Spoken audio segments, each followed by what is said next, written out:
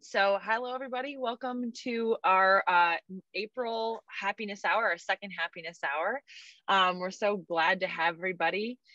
These are our monthly events as members where we get together, we talk to an incredible thought leader like Kenton, we exchange some stories, and then in the end, you guys get the opportunity to ask Kenton some of your own questions. Feel free to turn on or off your video. I think everyone is on mute right now. I think you can unmute yourself if you want to ask a question during our Q&A session at the end. But I want to get us started here with Kenton. He's going to talk with us a bit about his own story. Kenton is firstly one of the people who, when I think about the conspiracy of goodness and what goodness means, Kenton is somebody who just fully radiates goodness. He is the kind of person who every time I talk to him afterward, I leave feeling like I am doing the right thing in the world, and I leave feeling like I have a co-conspirator for sure.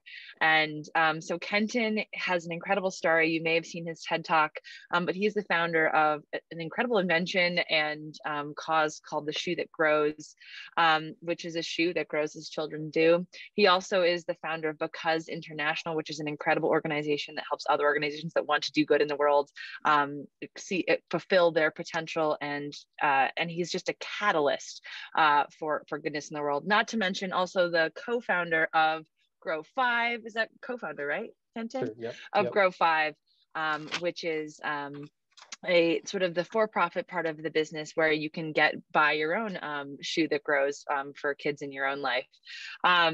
Anyway, Kenton, we are so glad to have you here this month. We're talking a lot about in April, doing good with what you're already doing. And I think you, as someone who exudes goodness, just has an incredible story to tell. So without further ado, Kenton, I'm going to let you take over here and tell us a little bit about your whole story and background. It's just fascinating. Well, thank you so much. And you've raised the expectations. I hope I can deliver on this now. That was quite an introduction, and I appreciate it.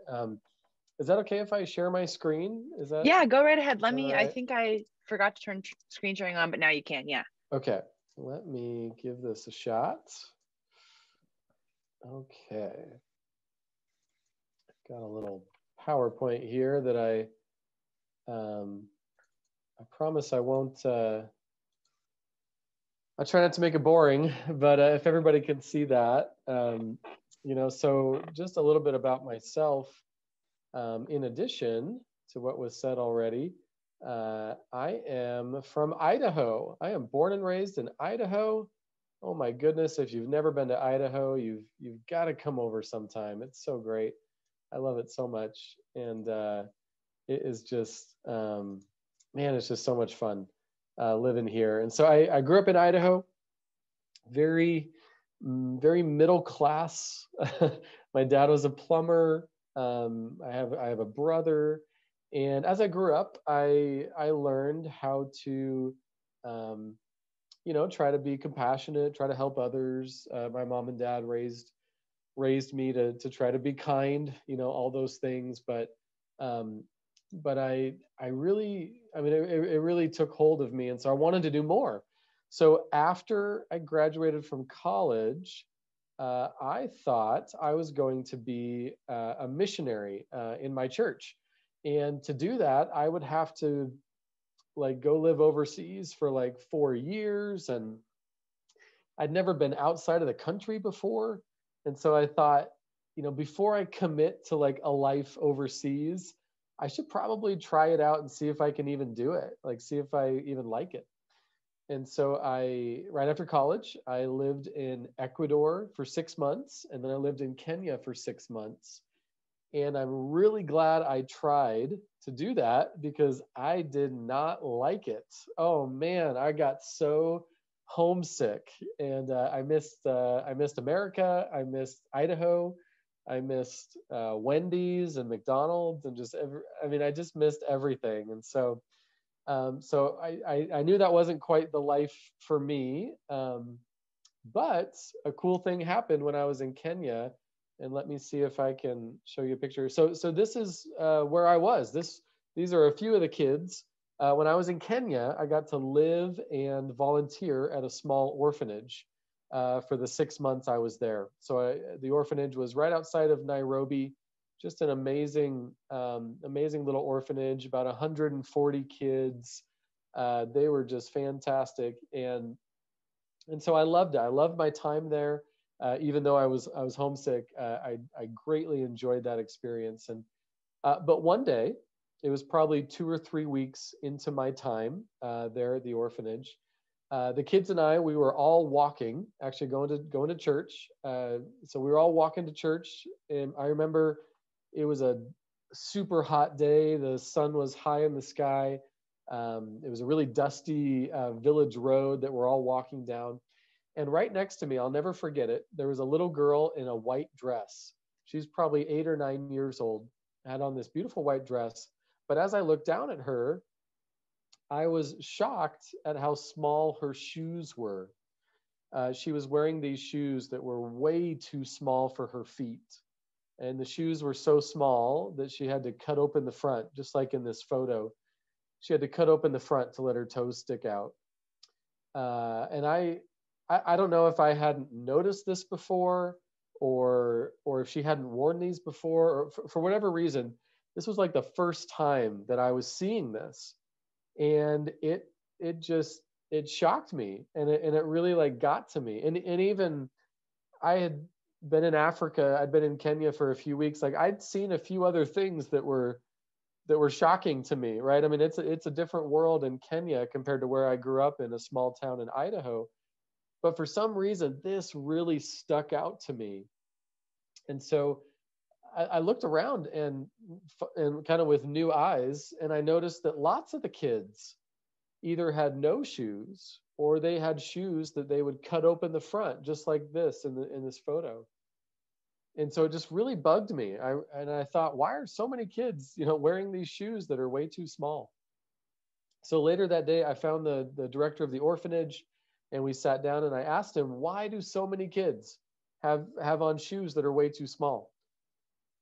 He said that more than a year before, they'd received some great donations of shoes and clothes and things, but they had not received any more donations since then. And they were a very poor orphanage, and I knew that. But he said, really, they barely had enough money for food. They didn't have enough money to buy the kids new shoes every time they needed it. And then I'm a dad now. I've got a 6-year-old and a 5-year-old, but at the time I was not a dad. And so what he said next made sense, but I'd forgotten. But he said, these are kids, like their feet are always growing. And I thought, that's right. Like I kind of forgot about that. When you're a kid, your feet they're like always growing. And he said, we just can't keep them in shoes. We can't buy them new shoes. And so they just have to do the best with what they have. So sometimes they would trade with each other. Sometimes they'd hand their shoes down to the next kid.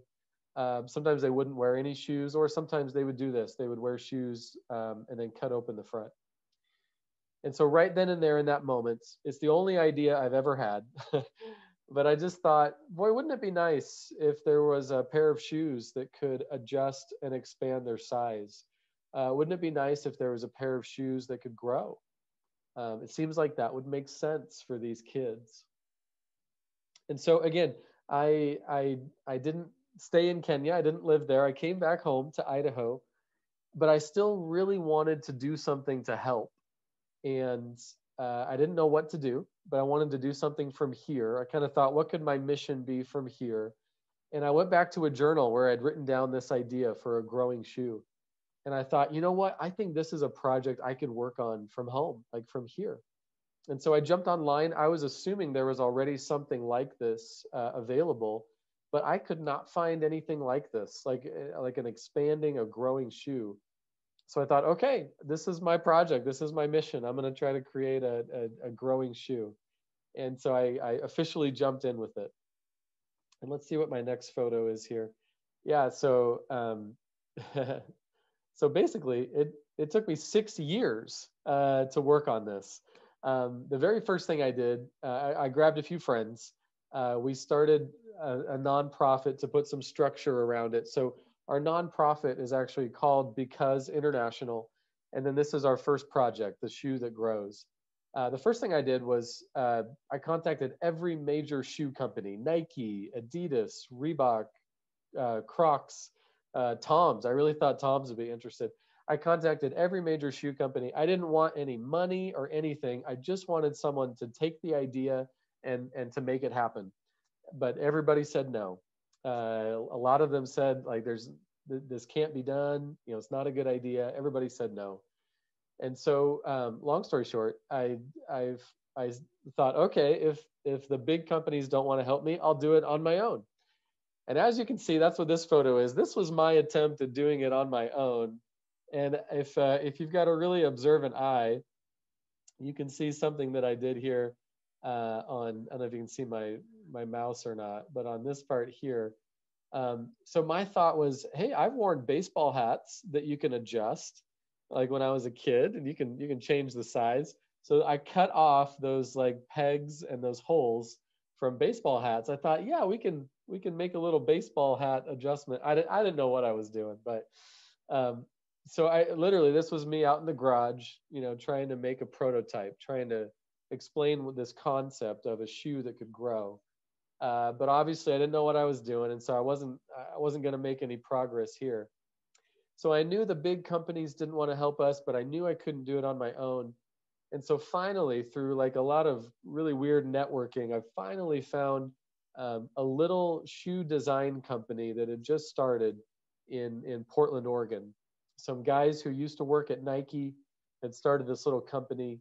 And so I met them and told them the idea, and they loved it.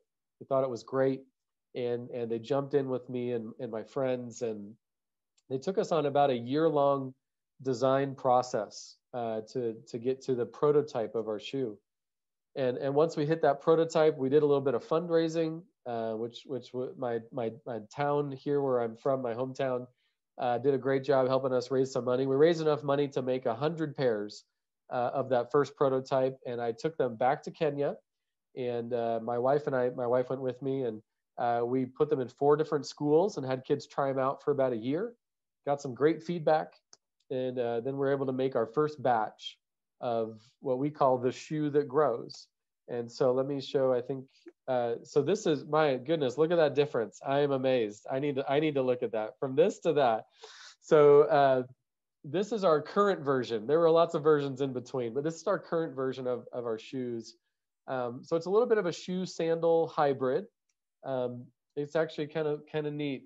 So the kids can adjust this front part. These are actually little loops.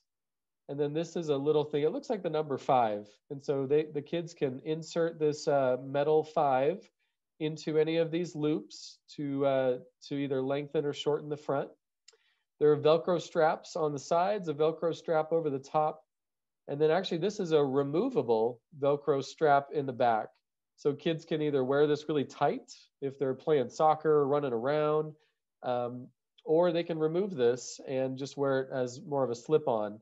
And then the actual secret sauce for how the shoe grows, if you can see it, it comes in these ridges along the sides. There are these ridges, and they go on the back and the front as well. And basically, this is very simple. Like I said, this is the only idea I've ever had. This is not a complicated shoe. It's very simple, but nobody had done it before. So we actually have 2 patents, 2 US patents on our shoes, and they're both on the bottom.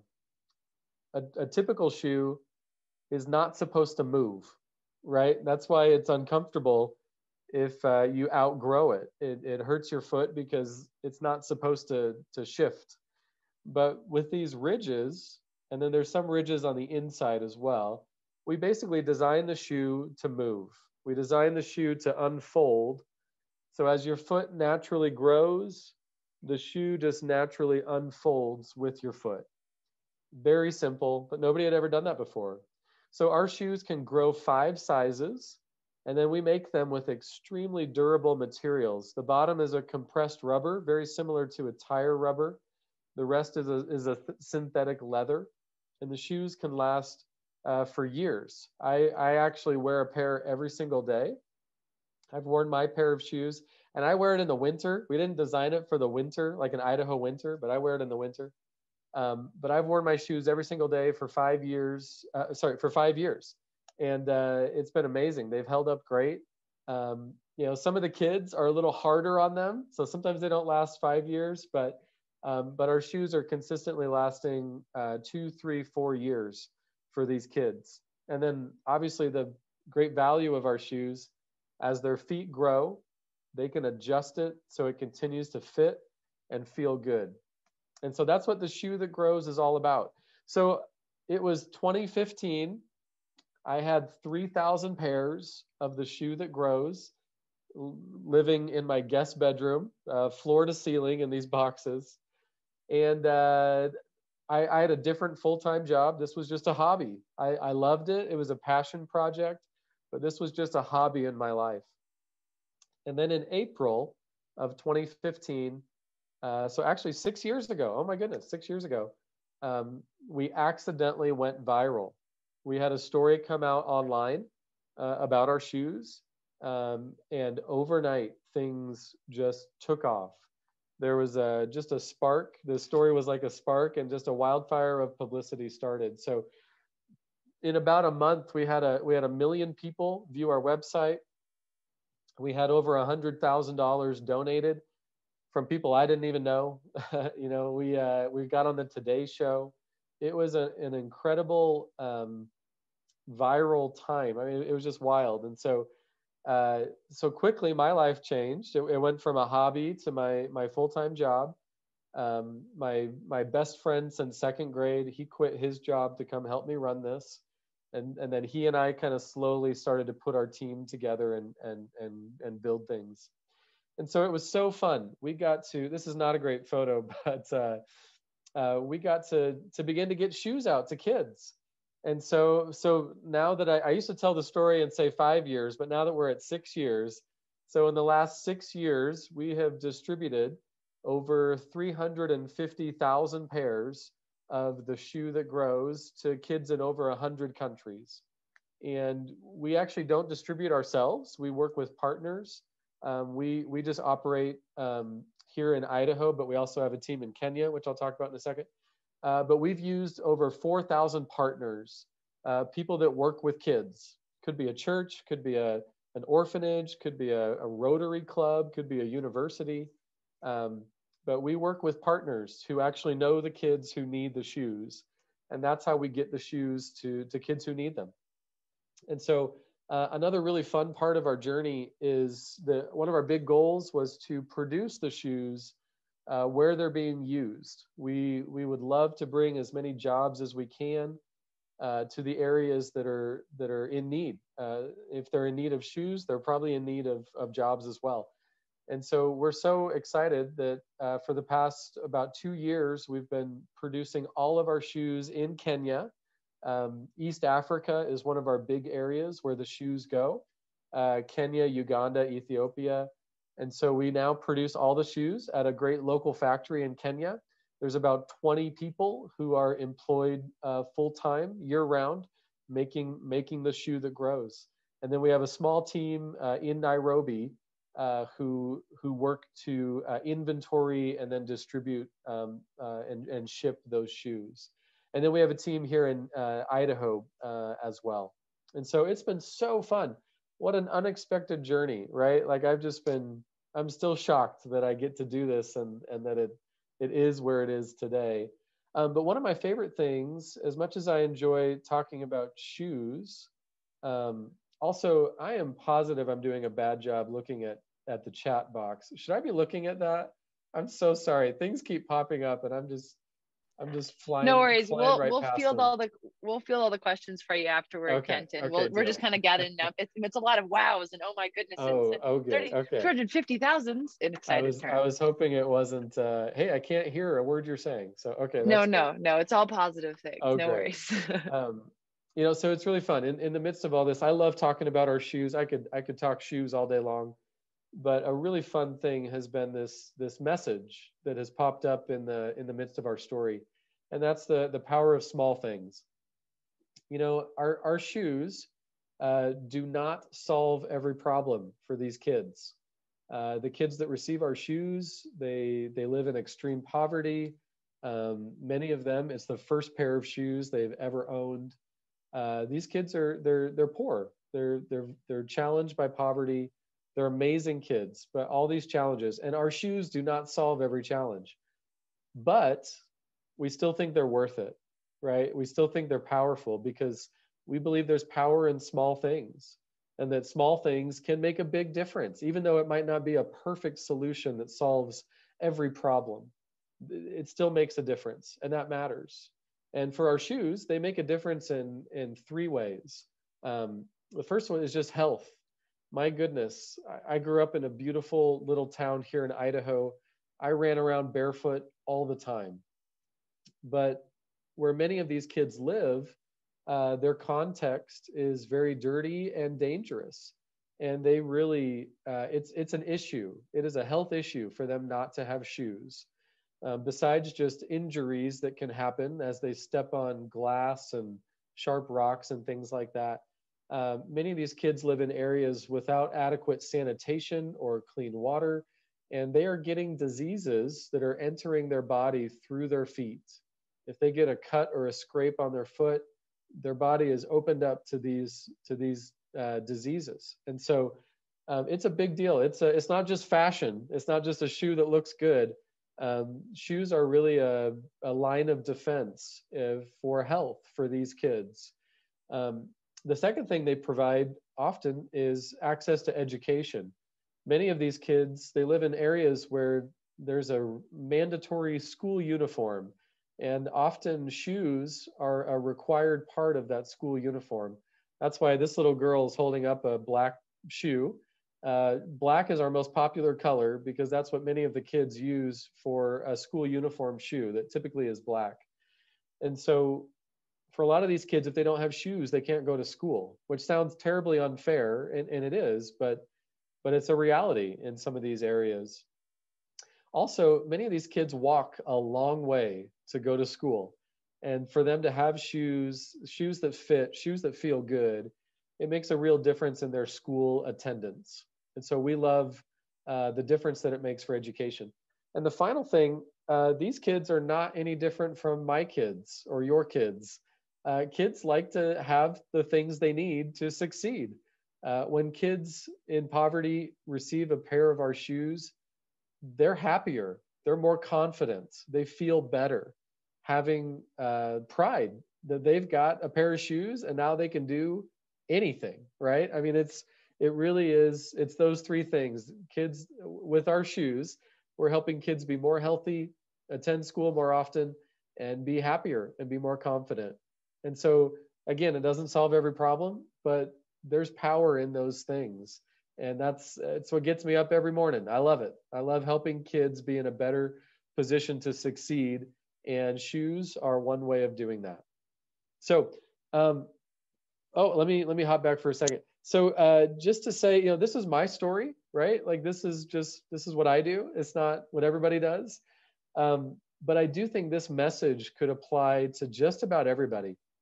And that's one of my favorite things about this message of the power of small things. Everybody can do a small thing. Not everybody can do a big thing. Like Bill Gates, he can do some things that I cannot do, right? Like he's awesome and he's got a lot of money and a lot of influence. He can do some big things, but everybody can do a small thing. And those small things are so powerful and so worth it. Whether you're a kid, whether you're a teenager, an adult, an older adult, everybody can do a small thing. And that's where this started for me. I just wanted to make a pair of shoes for that little girl in the white dress. I mean, that's really what it was for me. I saw this little girl. I got really upset that she had to cut open the front of her shoes to let her toes stick out. And even if I just made it for her, that would have been worth it for me to do that. That I didn't have any grand vision of this being what it is today. I just wanted to help one person. And even in my own life now, I love the work that I do, but I've got a neighbor. I love helping out my neighbor. If she needs cat food, if she needs whatever, I try to take this same mentality into all areas of my life, that there's power in small things and that small things can make a big difference. Often I tell people, I can't do everything for you, but I bet I could do something, so how can I help you? And I try to do it. And now I'm trying to teach my kids, right? And so I love the theme for this month, that you can help right where you are. And it's true. Uh, Maybe you can't help everybody. Maybe you this month won't find the perfect solution to fix homelessness or poverty, but I guarantee there's a small thing that you can do in your life today or this week or this month that'll make a difference to somebody. And the final thing I'll say, this mentality to do small things that make a big difference. This really helped me keep going. Again, it took me 6 years to work on this idea, and I wanted to quit many times. And I'm really glad I kept going. But one reason I kept going was because I knew it didn't need to be perfect. It didn't have to be the perfect solution. It didn't have to be the perfect shoe right away. It didn't need to be perfect. I just needed to keep going. And I think for people who are very missional, which I'm assuming everyone on this call and everyone listening is pretty missional. If you've got things you're passionate about, it's hard to get stuff started. It's hard to keep stuff going, but you have to. You have to. Don't quit. Don't stop. If you've got something you love, the world needs you to keep going. And don't get worried about, having it be perfect and help everybody and oh, it's not ready yet. No, just keep going, get out there, help one person. You can do it. All that stuff. But anyway, that's my story. I hope it's helpful this month. And I would love to take any questions, answer any questions. And thanks so much for listening to me. I know you don't have to, and I appreciate it. Thank you. Thank you so much, Kenton. As usual, I hope that you guys feel the same way about talking to Kenton. I think, that end part where you said you didn't need to be perfect, just needs to sort of be there. You just need to go do it. I think is something that resonates so much for me. I think it resonates so much what we're doing with the network as it is right now, growing out this crazy, ridiculous idea that we can grow a network of people who, think that the world is a good place and want to move and push towards goodness is just, right. Such an incredible thing that we can come together and be that mission driven group of people. So I just want to thank you. That was such a good reminder, I think, for all of us mission driven people to do the little things, because they are so powerful. Yeah. And really do push us all forward. And so I wanted to open it up to a couple questions that we got while you were speaking. I think these kind of answer one another, but we have questions. Do you make these for adults? And have you explored selling these shoes domestically? Ricky says it seems huge benefit to not have to buy these shoes over and over for kids, and the environmental impact that it must be reducing is enormous. So I think that you've kind of got an answer to that as well. Yeah, I do. Yeah, so we do make adult sizing. Right now, we on the nonprofit side, we offer 5 different sizes, starting at toddler, so about 3 or 4 years old, and going up through adult through a men's size 12. Wow. So anything from a toddler up to a men's size 12, we can fit that foot. And one reason we started to make adult sizing was because we had kind of older kids, especially in Africa, who had larger feet. They had these really big feet. And so we started with one size, one color. When we first got started, those 3,000 pairs were just one size, one color. And now we have 4 different colors and these 5 different sizes. And then, yes, we actually, and let's see, I might, Liesl, do you mind looking this up online and putting it in the chat? Yeah, I can put it in the chat. Yeah. So we do have a commercial side. It's called Grow5, GROFIVE. So grow5.com. And, we did not want to do that. The first couple of years, especially after we went viral, people would ask us if they could buy our shoes for their kids in the States. And we always said no, because it just wasn't what we did. Like that was not our goal. It wasn't our mission. But then pretty soon we realized how hard fundraising is. And we thought, if people are willing to buy our shoes, if they're willing to pay for it, and if we can make a few dollars off that, then yeah, we'd be willing to do that. That's fine. So we started a separate company. It's owned by the nonprofit, but it is a commercial company. Um, and we sell the shoes. We actually sell a few other products too that some entrepreneurs that we work with through an incubator program, which I didn't get into today, but we sell a few other products as well. But we do sell shoes on that site. They're called expandals, expanding sandals. It is the exact same shoe that we use on the nonprofit side. So the same shoe that we sell for, I think it's $40 on the commercial side, we offer in a nonprofit way for $20.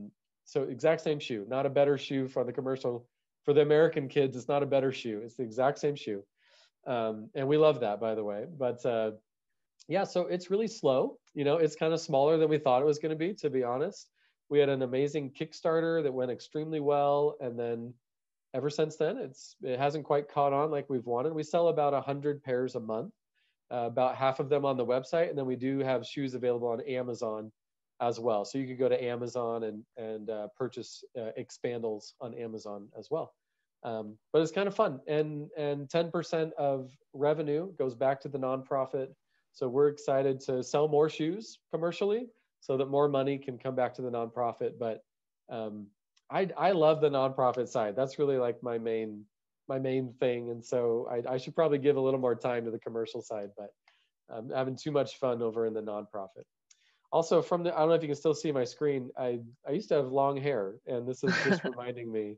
That was probably a little more than a year ago, and my wife encouraged me to cut my hair, and so now I have short hair. But I forgot that photo was still on there. You could have kept it for the pandemic long cut, I should have. Actually, I forgot about the pandemic. It's probably been longer than that then. It's probably been more than a year, but good times. Yeah, what else could I answer? Yeah, I guess a question that I have is, Sure. when you look at the nonprofit side versus the for-profit side that you're working on, you just mentioned, you're drawn more to the nonprofit side. What is it about that? I know sometimes it's hard to put into words those intangible things, but what is it about that draws you think, more than the other side of things? Yeah, good question. It's definitely not a nonprofit is the correct one. It's the one with all the heart, and the for-profit is not. It's definitely not that, because there's so much heart that you can do in a for-profit as well. But yeah, but just for me, that's something I studied. I studied nonprofit management. Growing up, I identified well with my church and a few nonprofits that I volunteered at and was just familiar with. So I always had kind of a leaning towards nonprofits. It's a space that I wanted to know it well. I wanted to get into it, and once I was into it, I just really enjoyed it. So it just fits for me. It fits who I am. I really like the donation model. I know it's not for everybody, and for some, it's not very sustainable. And it is difficult. But if you can take a really good mission and connect it to the right people, it's meaningful for them as donors. They really want to have a place where they can make a difference with their money and with their time as volunteers. And so I like that. I like connecting people to that. And at some point, I'll get into some more commercial stuff, I'm sure. But right now, I'm really enjoying the nonprofit work and trying to get good at it too, right? I want my team and I to be the best nonprofit leaders that we can be, so that we can have the best nonprofit possible, so we can make the most impact. And so, yeah, for me, I just love it. I'm really into it. And although I think at some point I'll jump back out and try some commercial stuff. But yeah, good question. Another question we have here is, how often do you travel for work? And it must be so gratifying to see the joy that your shoes bring these kids. I don't know if you have any stories about your travels and about directly connecting with kids. Yeah, I used to travel more. I'll say that. I really do love to travel. Although again, I get homesick if I'm gone too long. But I I feel have that. personally, I've distributed shoes only 4 or 5 times. A few times in Kenya, one time in Nicaragua, and one time in Malawi. And so I'm normally not the one, putting the shoes on kids' feet. I really just live here in Idaho and kind of do the behind the scenes work from here. Um, but it is so meaningful to get a chance to help kids have this life-giving resource. And I don't want to say it in such a way of it's all about me, because the reason I and others do it isn't so we can have a meaningful experience, but having said that, I've got some great stories. I'll just share one. So the very first time that my wife and I were in Kenya, we had the 100 sample kind of prototype pairs, and we were having kids try them out. We went to a little school out in a rural part of Kenya, and we had, through an interpreter, we had explained how the shoes work, and we were showing the kids how to use them, and then we kind of broke off, and we were helping put them on the kids' feet. And while I was doing that, a Kenyan mom, walked up to me, and she spoke English, and she said, I came a little late. I'm so sorry. I missed, what is this? I missed the presentation. And so I quickly kind of showed her how the shoe grows and what our goal was, what we're trying to do. And as she understood it, she started to have tears in her eyes. And after I finished talking, she just kept saying, "This is so important." She kept using that word, Mm. important. This is so important, for our kids to have shoes that fit and feel good. Like, thank you. This is so important. And her reaction has always stuck with me. The smiling kids are wonderful. The reactions they have, the true joy they have at receiving such a simple gift, but such an important gift for them. But for this mom, I mean, this is exactly who I wanted to understand what I'm doing, right? This is exactly who I made this for, really. I mean, the kids are going to wear that, but I made it for the mom who Mm-hmm. can't afford shoes, but who knows how important they are. And her reaction, again, has always stuck with me, and it's been a great motivating factor. But yeah, but for the most part, I'm on my computer, I'm on my phone, I'm here in Idaho, and that's where it's really fun. I saw a question in the chat about how do we connect shoes to those 100 countries, and that's kind of where this comes from. So my team and I, we really don't pass out the shoes, we don't distribute the shoes, but what we love doing is connecting with people who work with kids.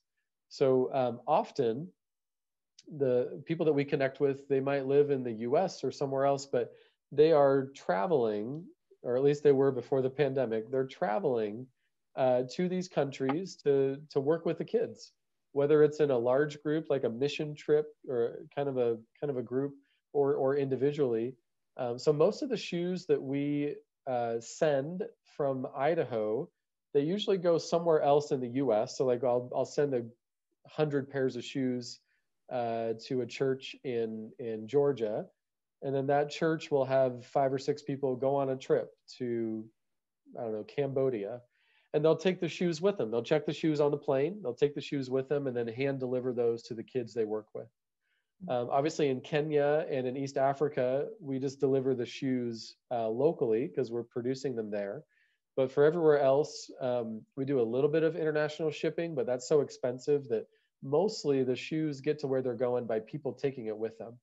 And so we love connecting with those people. And those are the people that help us get the shoes to the kids they work with, to the kids that they know, and that they know that, yep, footwear is a challenge for this ministry or this orphanage. And so they take the shoes with them and give them to the kids themselves. And so we love that model. The pandemic kind of messed with that a little bit, not as much international travel. And so we're rolling with those punches and trying to find some new ways to get the shoes where they need to go. And I know travel won't come back quickly, but I do think it'll come back. And we're excited to keep resourcing kids. We're also excited to keep producing in other countries. Kenya was just our first one. We're hopeful to produce in several world areas so that there's a a local or regional option to get the shoes to kids who need them without people taking it with them on an airplane. Nice. I'm assuming in future when we have travelers among us, is there a way, would we just connect directly with you guys to and reach out if we were going to be heading on our own trips and connecting with a group on Yeah, our own journeys? totally. Yeah, we'd love to help make that happen. I wish I could win the lottery and just give all the shoes away for free, right? I'm still, actually, I don't play the lottery. I was gonna say I'm hoping for that, but I'm not sure if I'll ever do that.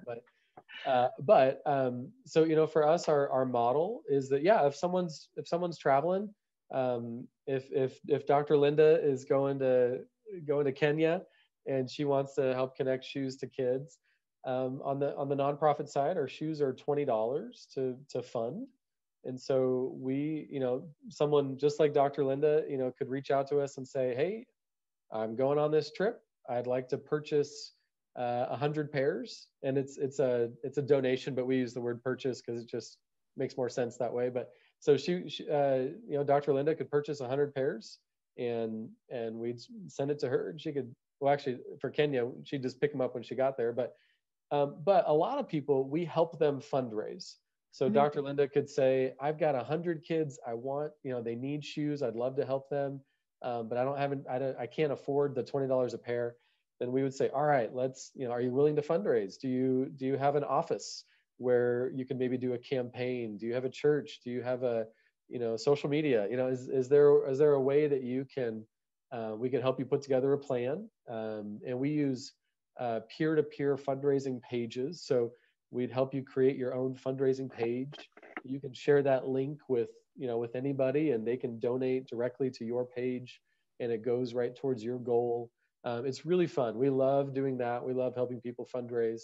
And then for anybody who just truly they can't fundraise, they just don't have any money, we do keep a list, and we try as much as we can to find outside funding that could help cover those donations so that those shoes could go to those kids. But again, I wish I could win the lottery, just make it all happen. But that's a little bit of how our nonprofit operates. But yes, if anyone is traveling, if anybody works with kids, we want it to be need based. So if the kids already have shoes, awesome.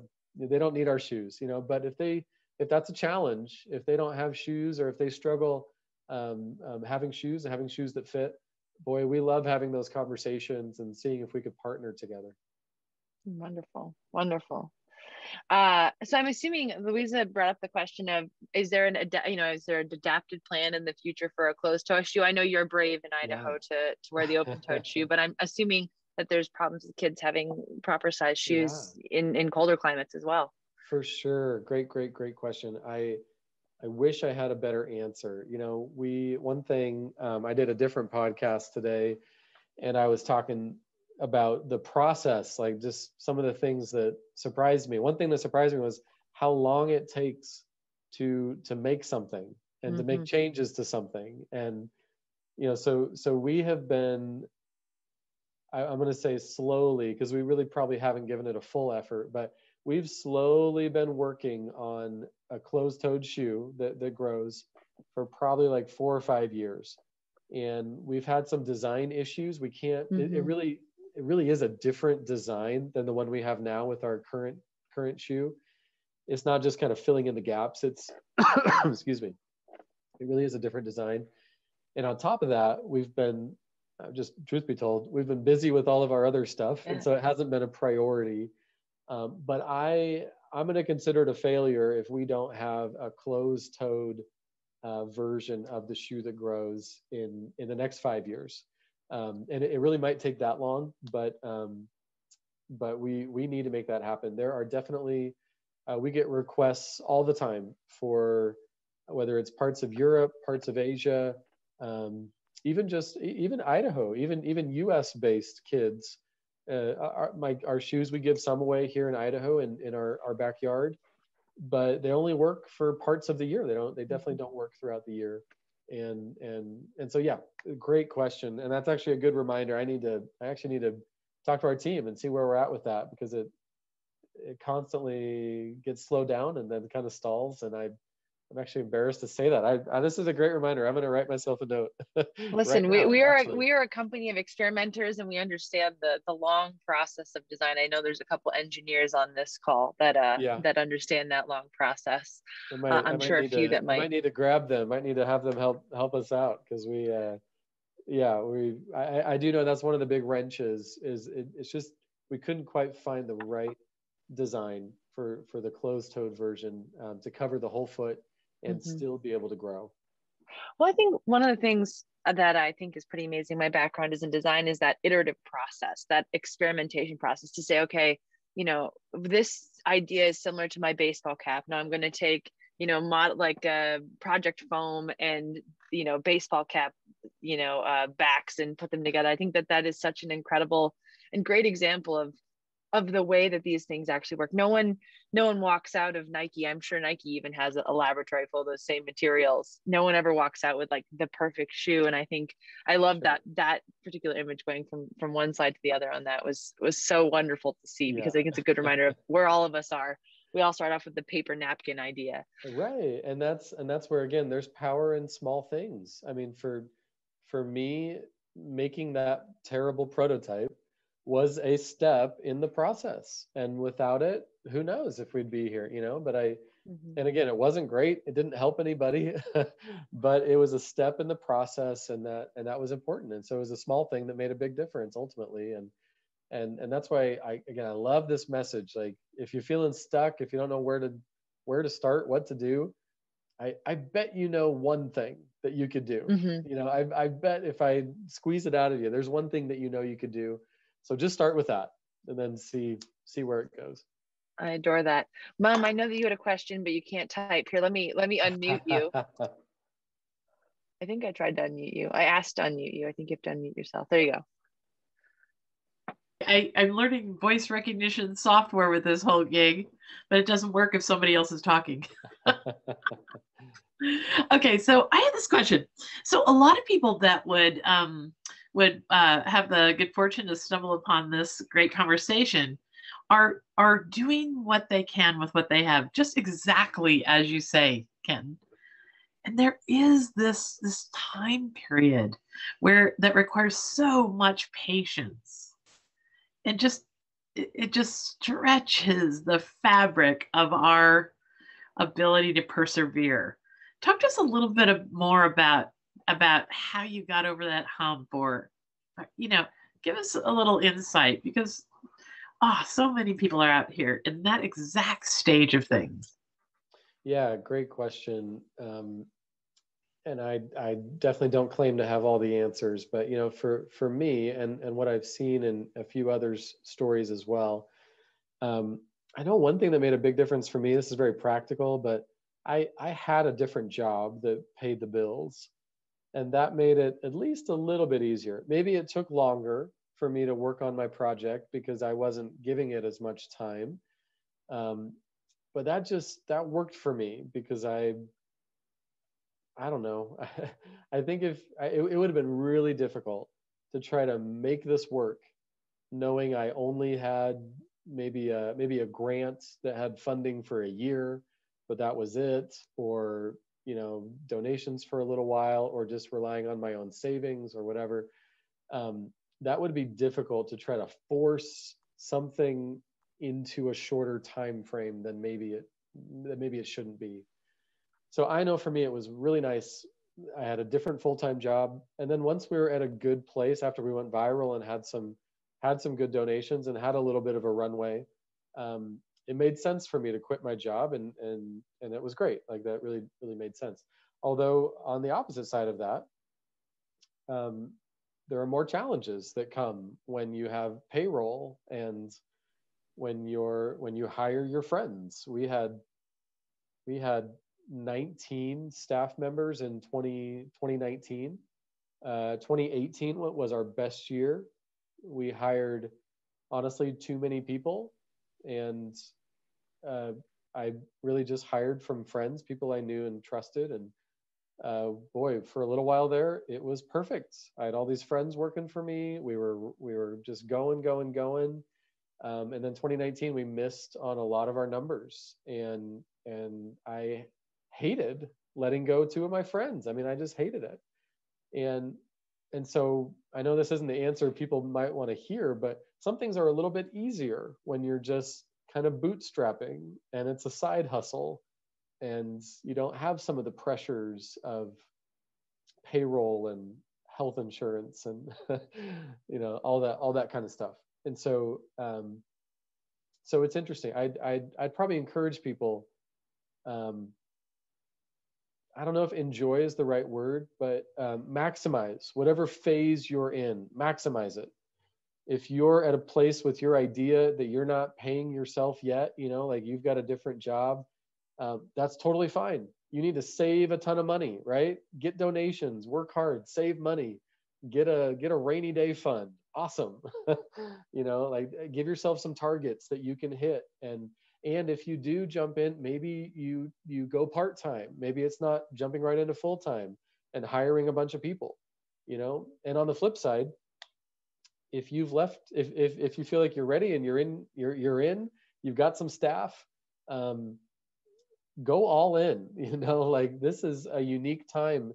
If you can work full-time on something you're passionate about, oh my goodness, take full advantage of that, because it probably won't be that for your whole life, right? This might just be a chapter. I always tell people I'm in a great chapter. I'm not going to do this forever. I'm in a great chapter. And so I'm really trying to maximize this as much as I can. And yeah, so I don't know. It just depends. It's funny though. I've had people tell me like, I don't know, how do I say this? I don't want to sound like mean about this.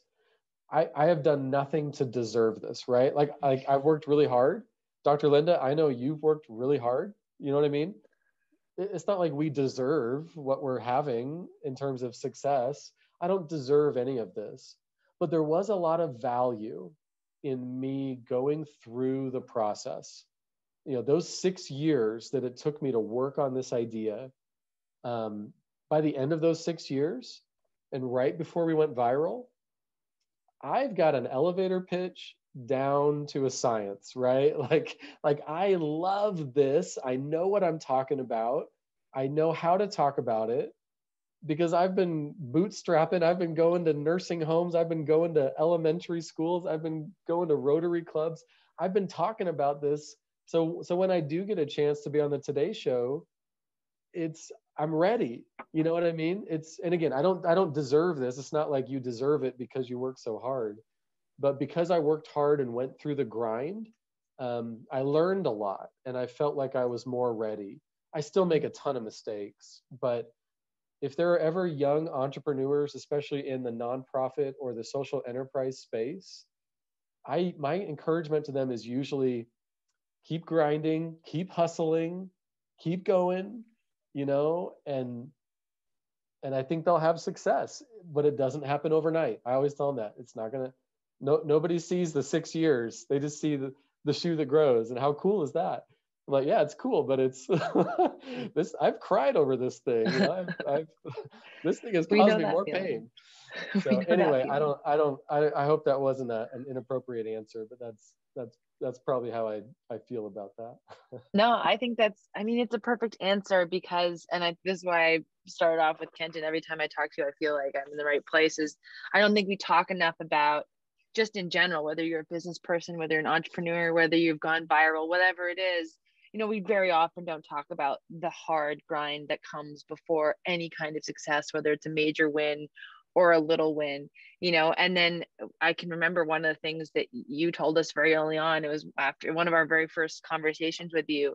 You had a really great point about like preparedness. Like you can be prepared and think you're totally prepared, and then you go viral and you find out where you're not prepared. And so that the next time you've got the media kit ready, and the next time you've got the sign up list, you've got the right. I mean, it was after we went viral on Reddit. I think we talked to you and we were like, hi, we went viral and our website crashed. And you're like, did you have a sign up list? And we're like, yeah. And you're like, great, that's better than we had. And I was like, oh, great. No one knows what they're doing a little bit. Yeah. I mean, I had my speech. Well. I had my speech down, but that was about it. I didn't have a lot of the business, the systems, that side of things. So that's funny.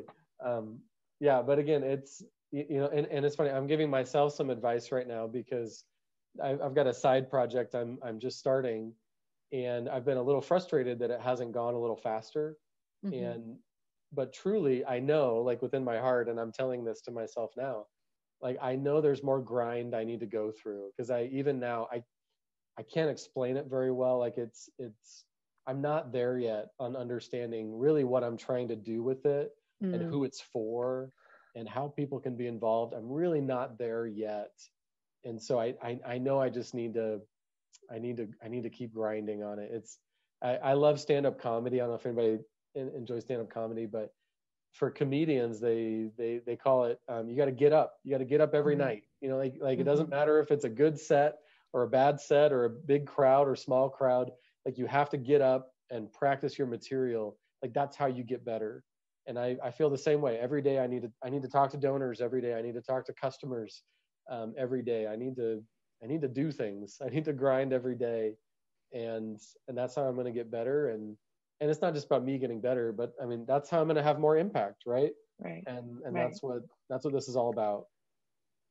Well, I want to thank you, Kenton. This has been just so wonderful. It's been a really, I don't know, this morning I woke up feeling a sense of pressure about wanting to, you know, grow this organization, grow the Conspiracy of Goodness Network. And I was feeling, you know, uneasy. And of course, as per usual, I should just call you whenever I'm feeling that way, because now I feel as though we're ready to take on anything. But thank you so much. And I can't wait till our next conversation. I'm sure we'll have you on, and we'll definitely post in our community corkboard ways people can get involved with your organization in future. And Kenton, again, I thank you from the bottom of my heart for joining us in this wonderful experiment in goodness. So we so appreciate it. This is my pleasure, and I hope you know you're awesome, and you're a leader, and you are making things happen. And truly, I mean that, right? Like, I hope you know me well enough. I mean that. There are a few younger social enterprise, you know, missional leaders that I've seen in them something that maybe they can't even see themselves. That like for you, and I would say the same thing. You are successful anyway, but you are going to do great things. And the reason I know that is because I can see that in the way that you email me, in the way that you hosted this conversation, in the way that people, I can see that people respect you and appreciate you. And I know that's because they feel the same from you. I can see all these things. I'm sure Dr. Linda can as well. I'm sure she tells you that, but I can see all these things in you. And so I know that you are going to have success at whatever you put your mind to. It might not happen overnight, right? It doesn't happen overnight, but I know you will. And it's so fun watching you. I and I'm sure many other people, even though we don't always comment and things on social media, stuff like that, I see everything you put out, and I'm so proud of you. And I'm in your corner. I'm cheering you on. And if there's ever anything I can do to help, you can count on me. It's so fun being a part of this conspiracy with you. And thank you for the chance today. I really appreciate it. Thank you. Thank you, Kenton. You have no idea how perfect that is and how much I needed those words. So thank you. Thank you so much, everybody. We usually do, and Kenton, you're welcome to hang out. We do like a little after party afterward, just hanging out for 10 minutes. We'll keep it a little bit shorter than we did last time, I promise, for everybody. But thank you just to everyone for joining us this evening. We are just so grateful to have you. So I guess if we want, we can hang out here and say hello to everyone. Kenton, if you need to head out, I know you've got the kiddos at home, but you're more than welcome to. But anybody else who wants to stay on, I think y'all can turn on your mics and join in. I'm not 100% sure what this looks like on the other end. We're experimenting here as always. So yeah. Well, I invited the kids over to the office to meet me here. So I just heard them come in. I'm going to go hang with them. But this was so fun. Thanks everybody for being here. And my goodness, I love being a part of this conspiracy. I really do. And I put my email in the chat. If anybody has any questions, anything I can help with, please, I respond to everything for sure. And so let me know how I can connect with you. I'd love that. But wonderful, wonderful. Thank you so much, much, Kenton. Have a wonderful evening, and until Bye, next everybody. time. Thanks.